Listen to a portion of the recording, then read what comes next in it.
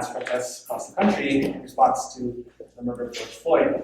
And I wanted to construct a project that's focused on the times and what's going on for not only me emotionally, but for others to come together and build something around that. And so I myself am a photographer, and a good friend of mine, Lindsay Jane, who's a poet, she, her and I wanted to build something prior to, but thought this was a good chance to combine the two fields because, or these two mediums, because poetry, in our opinion, really deals with introspection, and it causes you to slow down and think and combine perceptions in ways that you usually don't. And photography is a way to reflect and to understand and slow down time in ways that you usually can't attend to. So in bringing together introspection and reflection, I put together a project and submitted to the Arts Council.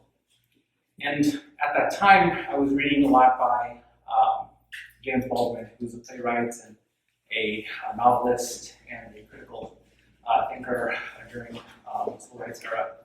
And he writes a lot about the media, and he often would critique it in multiple ways. And in the statement that you can read out front, he compares the media as a type of drug or narcotic that one can become addicted to. And given the time of the mass protests, I thought it was rather apt and way, unfortunately, it's still relevant today, given just the way the protests were portrayed, given everything being wrapped around COVID-19, and the political state of the country and the world. I found that his words were both reassuring but incredibly cutting. So I used that quotation as the prompt for our poets to respond to, and they did. They did so very well, incredibly well. And so our juror, Patrick Sylvain, after we received the grant, selected 6 poets, and those 6 poets were in the work, and they submitted. And then our photographer juror, Vanessa Leroy, she selected 6 photographers. And those photographers then translated that work, as you can see here. Right? And they did an incredible job.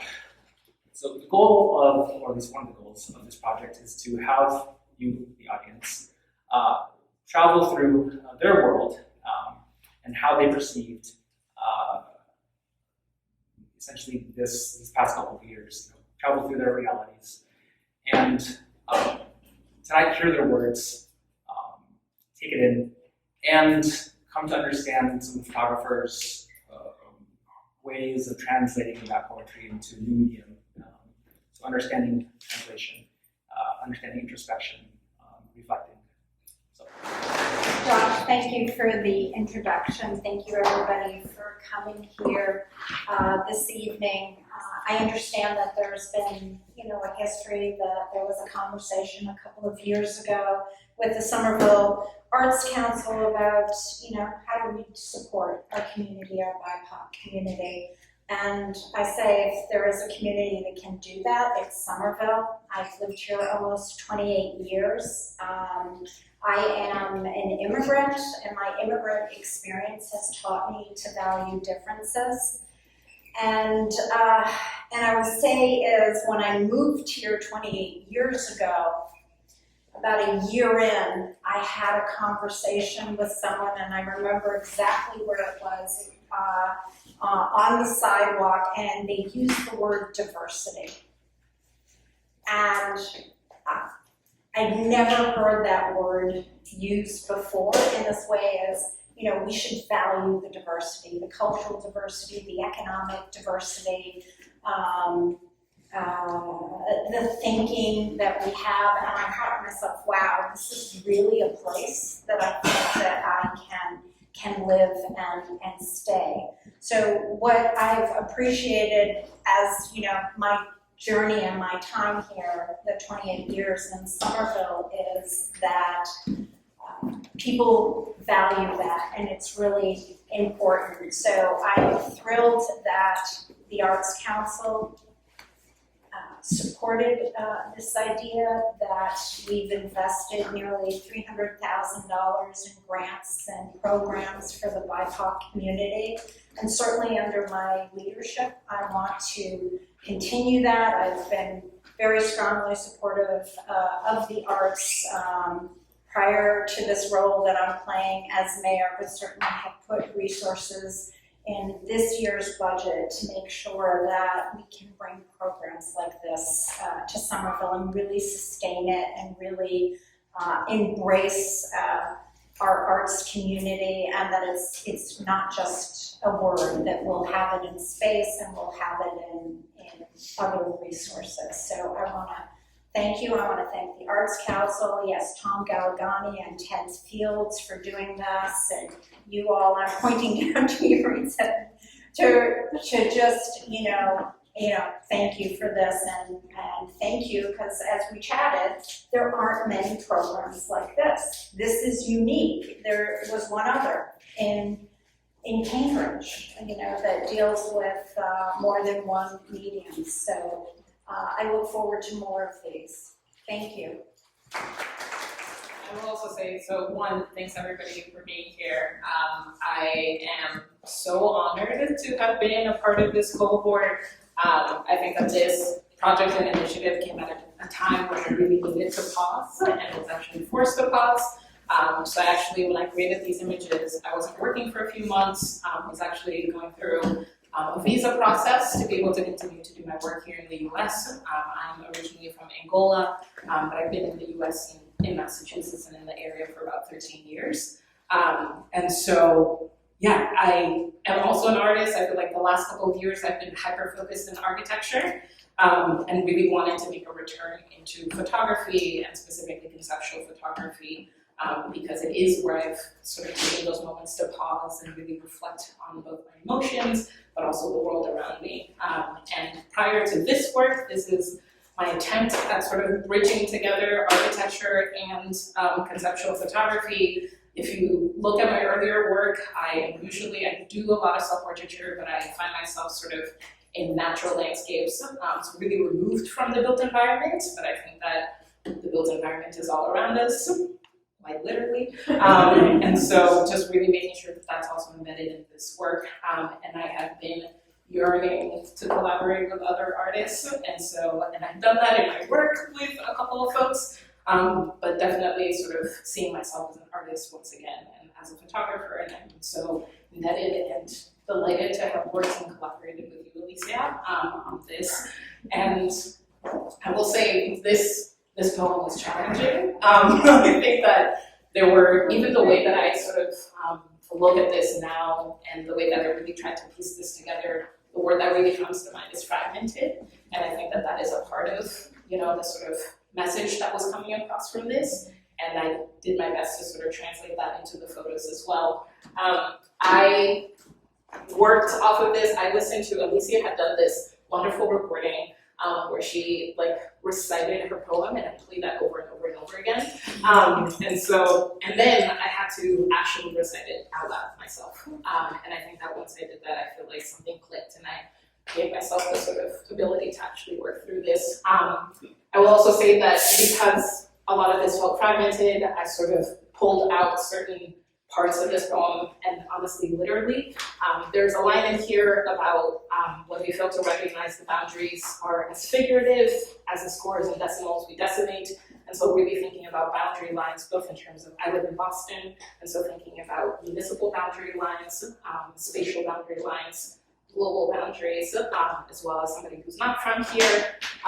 There was another moment in here talking about dewdrops that still sit, and that was a major inspiration for that final image over there, right in the sort of start of the spring. And then also certainly thinking through both the sort of prism line here, and really talking about that fragmentation as well. And so the images, the four that you see here, I dedicated the day to really bike around the city of Somerville. I think that I love the water, and so Mystic River and any of that sort of, that really led me to a lot of the places that you see here. But also, I decided to go to spaces that had resonated or that I had been true prior to this as well. So thinking about the British Beckonects, right, the sort of how do you bike to Somerville from Boston, and thinking critically around that, certainly the river as a placement.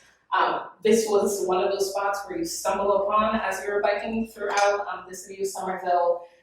And I had to make sure that I documented this image in front of Highland Cuisine because I have a really fond and special memory in front of this restaurant, but also going to the restaurant and thinking also about who are the Black folks that live in Somerville today and what had those immigrant populations sort of look like and what are they up to now. And the method that I use in these photos is called the Brenneser method. And so for any of the photographers in the room, but maybe generally, Brenneser, essentially you take one central photo and then you take one photo around that and then you stitch it together on Photoshop or in other ways. A couple of these I manually stitched them together. But in previous work, I would spend a lot of time actually taking out any of the pieces that look like they weren't perfect.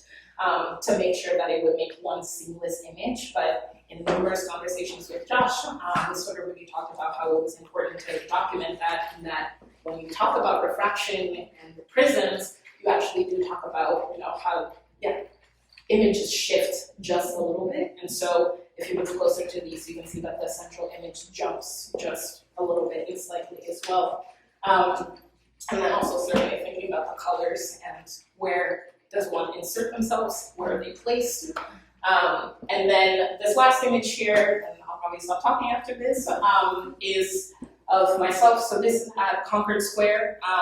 One of the first times that I took the Green Line extension, I landed at Union Square and sort of decided to walk around just to refamiliarize myself with this part of the city. And I landed and I sort of took a moment and I realized that I looked around and I read that it said Concord Square. It's the Portuguese sort of like that square here as well.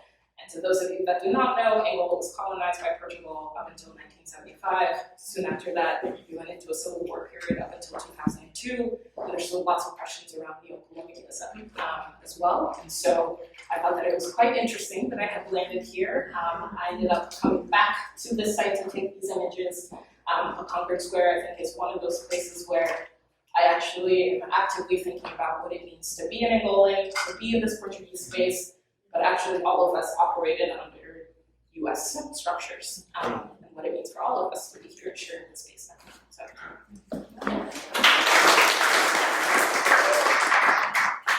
So yes, hello, I'm Adam, and just to add some more to the context there, yes, I'm from South Alabama, and I come from a context where I am born and raised as a Southerner, and I am biracial. I'm biracial, and I'm Native American on my father's side, specifically Choctaw, and I am white on my mother's side, specifically Scottish American. And it's always interesting growing up because my father's family is a fairly assimilated family, even though my grandmother is from the reservation, but I never really had those roots to speak of. Like, I still feel very different from my peers, even if they had their own way of accepting me in certain aspects or seeing me as one of them, and they never really felt right to me. So when I moved here, I had this period of, like Joshua pointed out, cultural displacement where I felt extremely out of it. I felt like I had gone simply to a new country in a certain cultural sense. I felt very alone, and that kind of really dissipated until I was able to develop a support group here. So those are kind of the stuff that was informing my brain. That's been informing my brain since I moved here, and the various things that I made. I found out about Josh's project by my friend Abby Neal, who's a fantastic artist, and she told me about it. And when I read what the project was interested in, I read the book by David Baldwin, I was immediately interested and felt like it fit with what I was going on about. So I'm kind of rambling here. Long story short, I got paired with Isabella, the wonderful poet that I'm connected with, and when Joshua was having us determine like who was going to do what poem, he sent us the list, and it was like first come, first serve. And the moment I saw the title, because we just got the title, so I got seeing the text yet. As soon as I saw the title, I'm like, yes, that's instantly what I want. Because when I saw it, I instantly kind of had an idea for what the aesthetic would be. And when I read the poem, it kind of became more fully formed from there. So part of the decision making that I went into this was reading the title and reading the poem. It made me think of some of the works of early 20th century American photographers like Dorothea Lange and Edward Weston. And from Lange specifically, that one famous portrait of the Dust Bowl mother. And I felt that connected well with the agricultural element, and through Edward Weston's kind of influence that was bouncing in my mind, the other element of not just the agricultural, but the intimate and the still life, which is why I was interested in as a kind of metaphorical way to express the emotions that are going on in the poem, along with some of the more literal elements. And for context, I'm pretty sure I'm the only one that shot my film for this specific project. I shoot large format film, and that's my main form of art practice, because I guess I'm like mom would say it would be I'm an old soul. I guess I just like old things, but it's also a very tactile process, which I thought was very important towards a poem that was referencing the past, but also discussing the present and to a certain extent the future. And that's it helped inform some of my decision making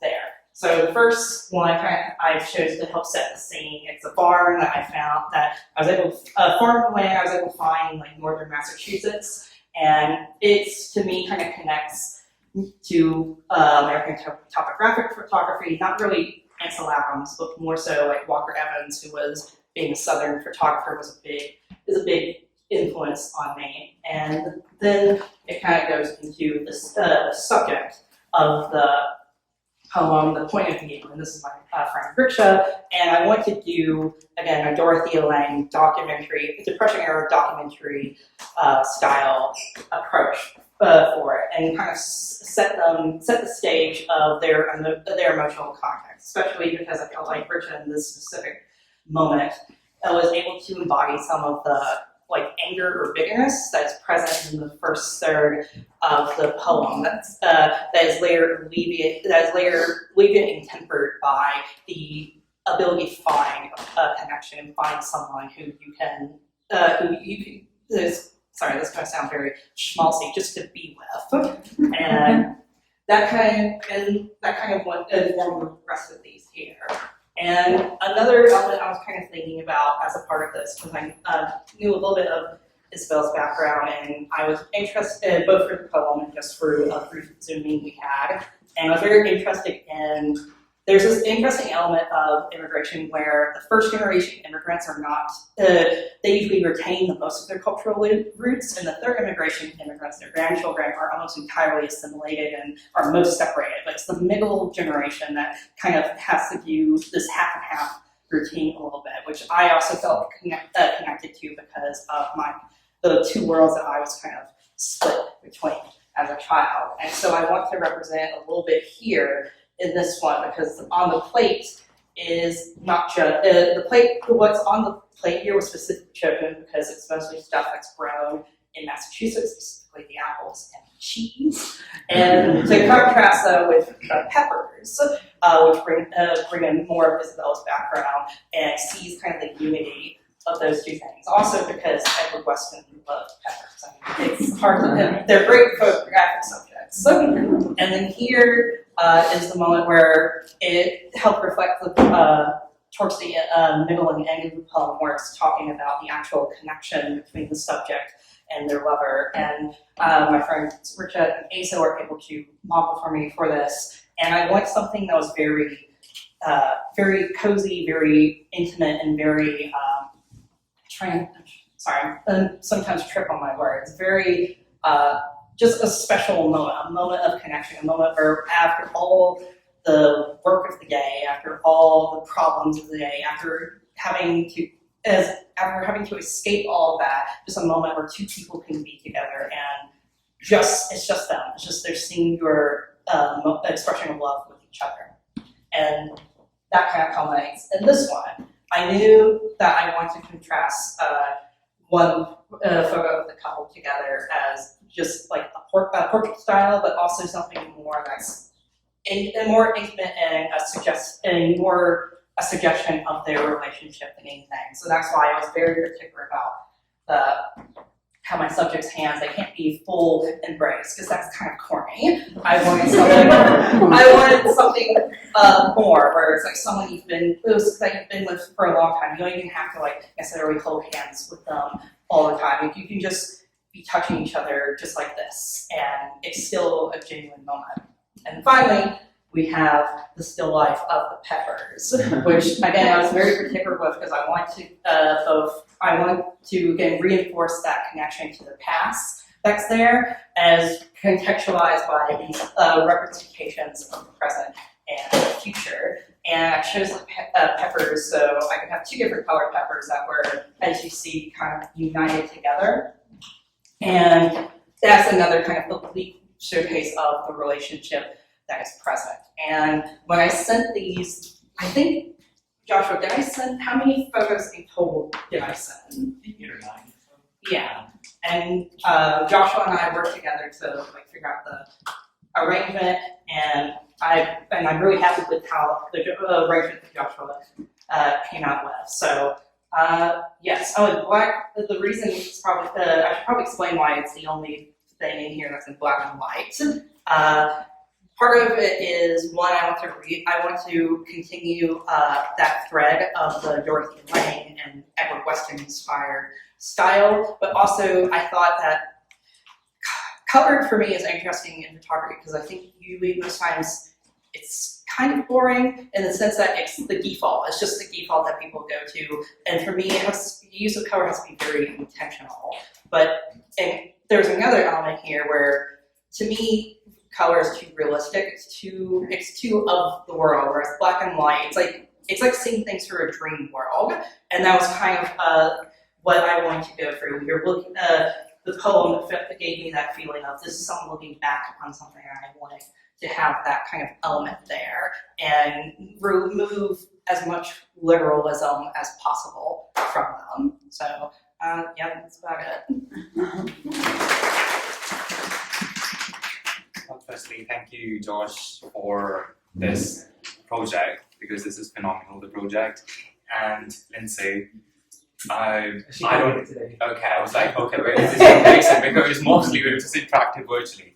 So yeah, this is a great opportunity for me to be, as he said, this is my first work to be published, like ever, so this was a great moment for me. And ArtBeat is here in the audience, so I would like to thank him as well, because how I knew about this entire program is ArtBeat basically sent something, hey, there is this competition, do you want to submit your photographs? And he thought that I would probably be actually submitting my photographs for this particular competition, but he did not know that I was actually writing and I'm going to submit poetry. So that just turned out to be a surprise. But yeah, so a little bit about the poem in the background so that you can actually keep that in mind. So I grew up in India, which is great, but there's a lot of colorism there. It's a patriarchal society. I'm not gonna go into the details of those because I guess most people actually understand what those words mean. When I moved away from India, living in Germany and now in the US, one thing struck me was this doesn't end. Like, this doesn't end. Like, there's the narrative is white is better, white is superior, fairness is better. And putting that in context of media, you basically reinforce. And there's a circle, never-ending circle, so it's basically a loop. So in this particular poem, I basically try to combine elements of India, some specific things. If you have questions later, we can talk about that. Most of Eastern Asia as well as my experience here in the US, seeing the culture as well as being a part of it now. Cat in the church. Emerald are eyes of God. Pray. Man dressed up in iron and stone to bless you. Pray. With a sun of beige skin and sapphire eyes. Pray. Because daughter will be a woman. Pray. Like ugly cats, no matter brown or black. Pray. Are homeless or wander in houses. Pray. For love that does not exist. Thank you.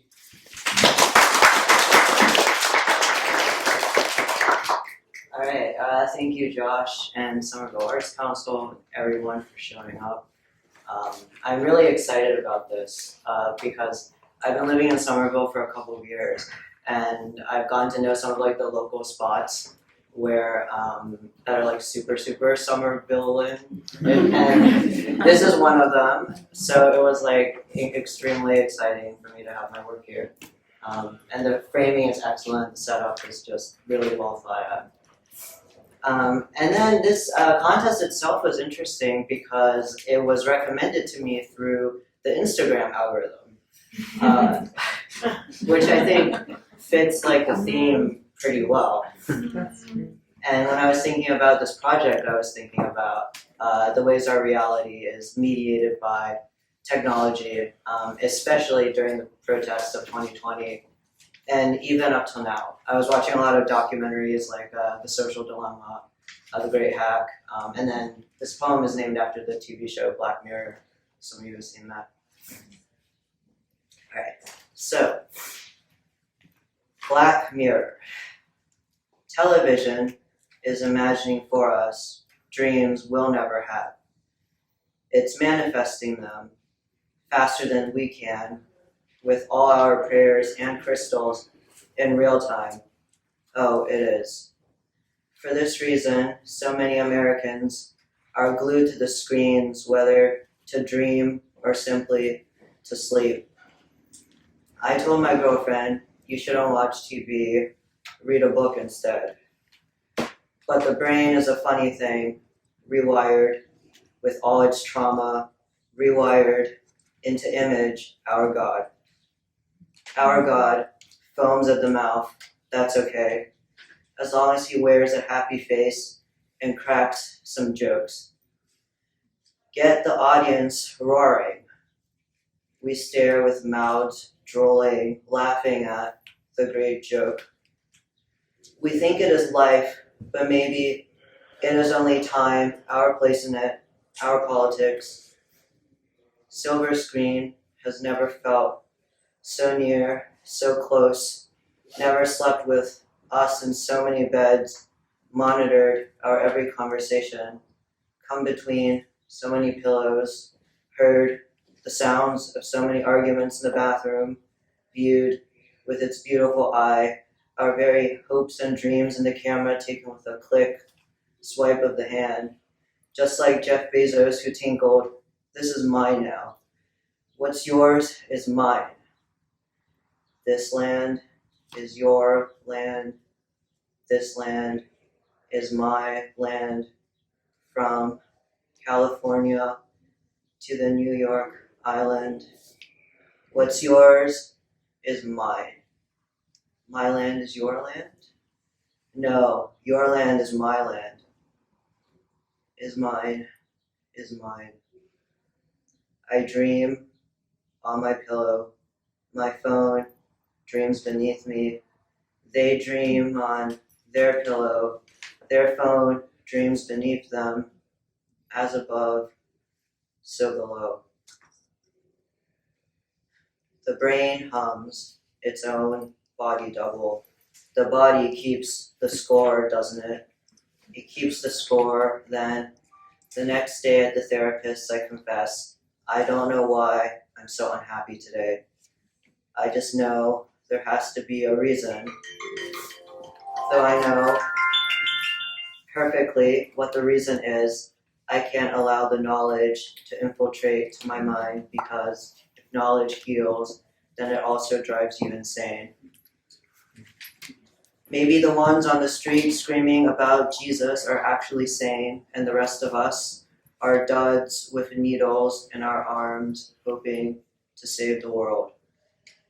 Share the needle, bro. What's yours is mine, is mine, is mine. The world cannot be saved, it can't be. Oh no, no. Not even if there were more time or money or energy or both, or more books instead of phones. Because when we look up, all we see is a mirror and it is black.